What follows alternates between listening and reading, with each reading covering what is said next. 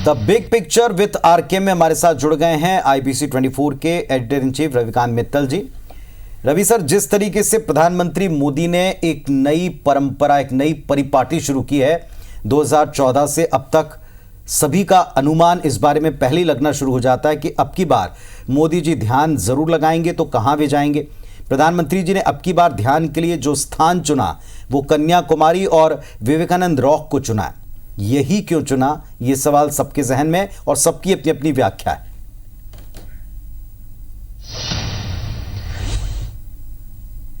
देखो पुनीत, मैं पहले भी कई बार कह चुका हूं कि मोदी जी कोई भी काम, कदम या कोई भी उनका आचरण होता है वो बिना किसी मैसेज के नहीं होता।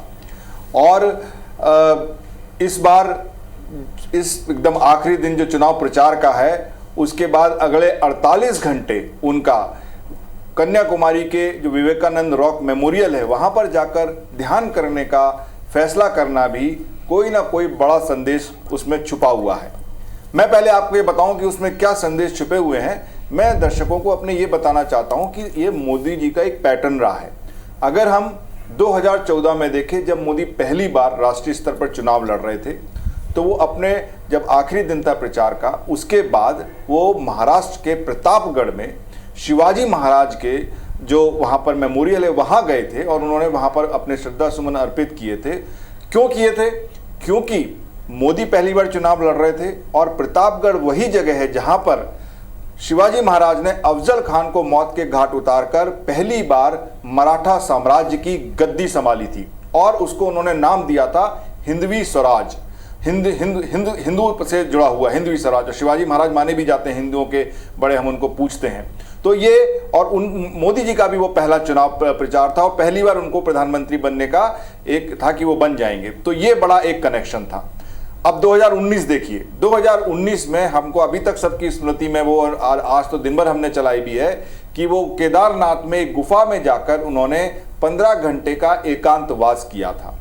केदारनाथ क्यों? देखिए, केदारनाथ हर हिंदू से जुड़ा हुआ है।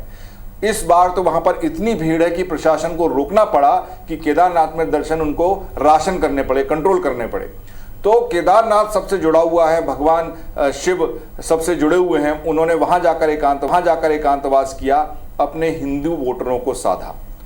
वो भी क्योंकि आखिरी चरण से पहले था जब चुनाव होने थे, उस पर में भी विपक्ष ने बड़ा हल्ला हो हल्ला किया था। और अब इस बार उन्होंने ये निर्णय लिया है कि वो कन्याकुमारी में, जो कि विवेकानंद रॉक मेमोरियल है, वहां जाकर जहां पर कि 1892 में विवेकानंद ने खुद वहां पर ध्यान लगाया था और कहा जाता है कि उस ध्यान 3 दिन का जो उन्होंने 4 दिन का ध्यान किया था वहां पे, तब उनको भारत माता और विकसित भारत के बारे में विजन मिला था, जिसको कि उन्होंने फिर पूरे वर्ल्ड के कई मंचों से उस चीज का वर्णन किया।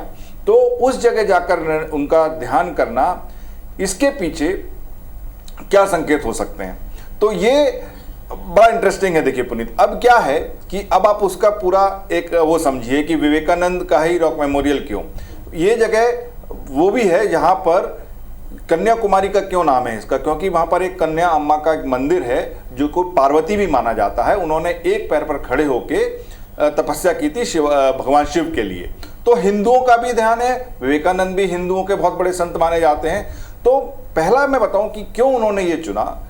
मोदी जी विवेकानंद को, स्वामी विवेकानंद को अपना रोल मॉडल मानते हैं।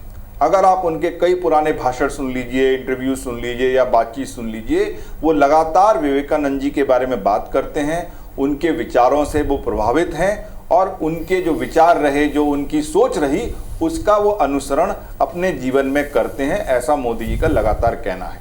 दूसरा, मोदी जी ने कई बार कहा है कि जो उनकी योजनाएं हैं उसमें विवेकानंद का जो विकसित भारत देखने का सपना था, उसके सोच और विचार उसमें प्रदर्शित होते हैं, उसमें लक्षित होते हैं। ये वो पहले भी कह चुके हैं, कई बार कह चुके हैं कि मैं जो विवेकानंद जी के विचार, जैसा विवेकानंद विकसित भारत को देखना चाहते थे, मैं वैसा भारत बनाने के लिए मेरी सारी योजनाएं हैं और उसमें विवेकानंद के विचारों को मैंने समाहित किया है। तीसरा, जो सबसे इंपॉर्टेंट है कि पश्चिम बंगाल, जो कि इस बार बीजेपी के लिए और मोदी के लिए एक बहुत महत्वपूर्ण राज्य होने वाला है, वहां पर विवेकानंद को मानने वाले काफी लोग हैं। बल्कि जो रामकृष्ण मिशन जो विवेकानंद जी ने शुरू किया था, एक संस्थान जो कि जिसकी पूरी दुनिया में मान्यता है, पूरे देश में मान्यता है, उसका मुख्य जो ऑफिस हेडक्वार्टर है वो भी पश्चिम बंगाल में है। और अभी हमने पिछले दिनों देखा भी कि जब उन्होंने रोड शो किया तो कैसे उन्होंने विवेकानंद जी की मूर्ति के ऊपर श्रद्धा सुमन चढ़ाए थे, वहां पे उन्होंने जाके प्रार्थना की थी। तो बंगाल के वोटर जो हैं उनको आकर्षित करने के लिए, क्योंकि मोदी कह भी चुके हैं बंगाल में कि देखिए आप लोग मेरे लिए काफी बदलाव ला सकते हो, तो विवेकानंद के रॉक पर जाना एक हम उससे भी जोड़ सकते हैं। और इसीलिए ममता बनर्जी को सबसे ज्यादा चिंता हो रही है, वो सबसे ज्यादा हल्ला कर रही हैं कि टेलीविजन पे नहीं दिया जाना चाहिए, इसको नहीं करना होना चाहिए। और लगातार हम देख रहे हैं कि ऑलरेडी हम दिखा रहे हैं, वहां पे पहुंच चुके हैं मोदी। चौथा, हिंदू संत थे, स्वामी विवेकानंद को हिंदू एकदम रिवर करते हैं। तो अभी आखिरी राउंड में लगभग 57 सीट्स पर चुनाव बाकी हैं। उत्तर प्रदेश में है, बिहार में है, जो कि बहुत हिंदू बहुल सीटें हैं। तो उनके वोटर से भी कनेक्ट करके मोदी ये बताना चाहते हैं कि देखो, मैं केवल एक विकास पुरुष ही नहीं हूं, मैं स्पिरिचुअलिज्म में विश्वास रखता हूं, मैं सनातनी हूं, मैं हिंदू धर्म को भी आगे ले जाने वाला व्यक्ति हूं, मैं विवेकानंद के विचारों को मानने वाला व्यक्ति हूं, उनके विचारों को आगे ले जाने वाला व्यक्ति हूं। तो मैं विवेकानंद का एक तरफ चाहे विकसित भारत का सपना हो, एक तरफ जो स्पिरिचुअलिज्म का बात हो, हिंदुत्व की बात हो, उसकी बात मैं करता हूं, उस बात से प्रभावित करना चाहते हैं। पांचवी और बहुत इंपॉर्टेंट बात कि बनारस में चुनाव है, काशी में चुनाव है, और पिछले लगभग 2022 से मोदी लगातार वहां पर काशी तमिल संगम उसका वहां पर उसको बहुत प्रमोट कर रहे हैं। और कन्याकुमारी तमिलनाडु में है, इस बार उनका चुनाव प्रचार भी तमिलनाडु से भी शुरू हुआ था। इस बार उनका प्रचार का बहुत बड़ा भाग साउथ पुष्प जिसको कहा जाता है उसके लिए भी था। तो पहला बार और अब आखिरी बार तो वहां के वोटर, क्योंकि कई बार उन्होंने काशी तमिल संगम एक पूरी संस्था बन गई है जो कि काशी और तमिलनाडु के जो पाश्चात्य संबंध थे, जो रिश्ते थे, उनको सेलिब्रेट करने का एक मंच है। तो ये भी एक बड़ा संदेशात्मक है कि काशी में चुनाव है, उसके लिए कर रहे हूं।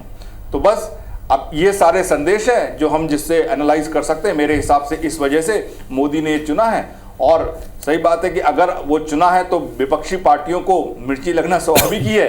कांग्रेस इलेक्शन कमीशन में जाके ज्ञापन देके आई कि 2 पॉइंट उन्होंने बोले कि या तो मोदी जी से कहा जाए कि वो 1 जून के बाद अपना ध्यान ज्ञान करें, या वहां पर उसको टेलीविजन से टेलीविजाइज करने की अनुमति नहीं देनी चाहिए। ममता बनर्जी भी यही बोल रही है, एसपी भी यही बोल रही है, आरडी सारे नेता इस बात से हैं कि ये गलत है, मोदी जी के इस कार्य को, इस ध्यान को टीवी पर नहीं दिखाई देना चाहिए। लेकिन हम ऑलरेडी देख रहे हैं कि सारे टीवी, बल्कि अब मुझे ऐसा लग रहा है कि दुगने टेलीविजन वहां पर लगे हुए हैं जो मोदी के सारी कार्यकलाप को वहां से लाइव दिखा रहे हैं। तो ये जो मैंने आपको बताया, तो ये सारे प्रभाव पड़ेंगे। तो इसलिए मैं कहता हूं कि मोदी का हर कदम के पीछे कोई ना कोई राजनीतिक संदेश छुपा होता है। बिल्कुल, हर कदम के पीछे राजनीतिक संदेश छिपा होता है। राजनीतिक तौर पर जिस तरह से अलग अलग मंचों के जरिए तो निशाना उन्होंने साधा ही, और चुनाव प्रचार खत्म हुआ और उसके समय वो आध्यात्मिकता के साथ में भी एक संदेश लेकर इस जगह पर पहुंचे हैं। और आपने बताया कि किस तरह से 6 महत्वपूर्ण फैक्टर हैं जिनको ध्यान में रखते हुए इस बार इसी जगह को चुना गया। इन सब के बीच एक तरफ मोदी जी का ध्यान चर्चा में है, तो दूसरी तरफ मोदी जी के महात्मा गांधी को लेकर जो बयान है उसको लेकर भी संग्राम छिड़ा हुआ है। इस बयान को, जो जिस तरह की सियासत इस पर हो रही है, इसे किस तरह से देखते हैं आप?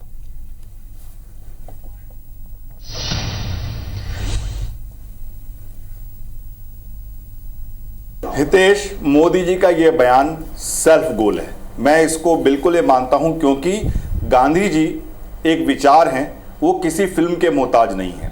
गांधी जी की इस गांधी फिल्म आई है 1982 में।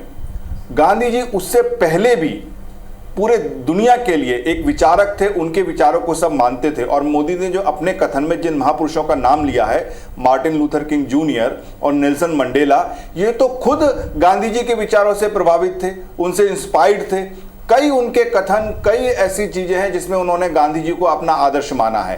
तो ये कह देना कि गांधी फिल्म आने के बाद गांधी को लोगों ने ज्यादा जाना 75 साल में गांधी के लिए, और हाँ, ये हो सकता है कि आप गांधी जी के लिए और कुछ कर सकते थे, और फिल्म आने के बाद एक नया वर्ग जरूर तैयार हुआ हो, एक यंग जो जनरेशन हो उसने जरूर गांधी को समझा हो, लेकिन गांधी का विचार उस फिल्म के आने से पहले भी था, अभी भी है और आगे भी रहेगा। क्योंकि गांधी पहले एक व्यक्ति थे, अब वो एक विचार हो गए हैं। गांधी विचार जो कि हमको सत्य, अहिंसा, ये सब दिलाता है। तो ये, और पिक्चर आने से पहले कई देशों में मतलब आप उनके स्टैंप पे निकाले जा चुके थे, उनके स्टैचूज लगे हैं, उनकी मूर्तियां लगी हैं, कई मार्गों का नाम क्या कहते हैं महात्मा गांधी के ऊपर है। हमारे देश में तो खैर हर शहर में महात्मा गांधी मार्ग होता है। तो ये कह देना मोदी जी की तरफ से एकदम लूज बॉल थी, जिसको विपक्ष ने एकदम पकड़ लिया और सीधा बाउंड्री से बाहर कर दिया।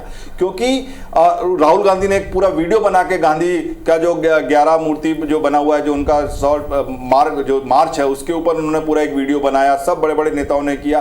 क्योंकि ये जो उन्होंने थी सेल्फ गोल कर लिया, एक लूज बॉल उछाल दी। और ये चुनाव जो कि काफी ताकत और दमखम से लड़ा गया है, अगर आप एक चूक करोगे तो आपको खाना पड़ेगा। हालांकि अब वो प्रचार खत्म हो गया, तो अब ये इस चीज की लेकिन ये बात सही है कि मोदी का ये जो कथन था ये सही नहीं था। चलिए, तो कुल मिलाकर के एक तरफ ध्यान, दूसरी तरफ बयान, चर्चा में दोनों में प्रधानमंत्री मोदी जी रहे। और एक बात तो तय है कि इस तरीके के बयानों के बाद जो बयानों की सीरीज हमने देखी है, एक जिज्ञासा जरूर रहेगी कि जनता का इस पर रिएक्ट कैसे आता है, जनता ने इस पर किस तरीके से ध्यान दिया है, या जनता ने किस बयान को ज़्यादा उचित माना है। बहुत बहुत शुक्रिया आपका बिग पिक्चर में जो तस्वीरों में जो चीज़ें दिख रही हैं इस पर बातचीत के लिए।